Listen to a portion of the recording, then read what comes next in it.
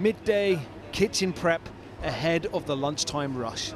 This is a labour-intensive industry. Across this bar and restaurant group, they employ 1,000 people. And today, staff are dropping thick and fast. As we speak today, we've got 75 people who are having to isolate as a direct result of the track and trace. And we're desperately short of people, to the point where one of our sites today is actually shut because we haven't got enough people to run it. And it causes absolute chaos. What extra cost does it incur for you?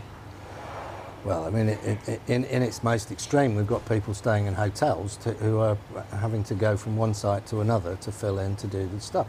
And the same story is being told across the nation. The number of people being told to self-isolate via a ping on the NHS app hit a record high of just over 618,000 across England and Wales last week. But it's the spectacular increase in that number in the last 2 months that has thrown many businesses into confusion. And this is before the ending of all restrictions on Monday this week. The problems aren't just limited to those behind the bar. So it's kind of, you have that day where like, yes, I've got all my staff in today, I've got the bookings, and then actually an awful lot of bookings don't show or cancel because they've been pinged themselves, and they're all of a sudden, there's like 5 or 6 people, they all know each other, they all sort of live, they all get pinged, they all don't turn up.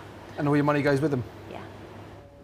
The problem now is it's not just this industry that's been stretched to closure. The ink spot is spreading to many other sectors to the point where it's now impacting everyday life for the general public. And the fear, of course, is that with restrictions being lifted as of Monday, the number of people self-isolating could snowball. There's no need to panic buy, say, supermarkets, but they too are being affected. Co-op told us today, we are sorry that we are running low on some products. They're recruiting up to 3,000 temporary staff to keep stores stocked.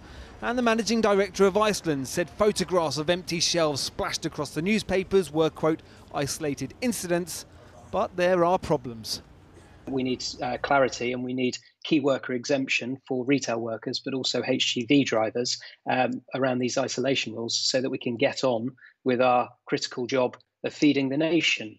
We simply don't have time to write letters to government departments when we should be focusing on feeding the nation. I don't think there's any cause at all for the kind of alarmist, in some instances, panic. But I am very mindful of the fact that businesses and other people are very concerned. They are worried about how they can keep their businesses afloat. They're worried about getting suppliers. I understand that.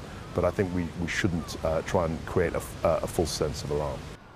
As of August 16th, the rules are set to change. Double jabbed and pinged by the app, you'll no longer have to self-isolate. But for firms experiencing more closing times than they should, August 16th feels like a very long time away.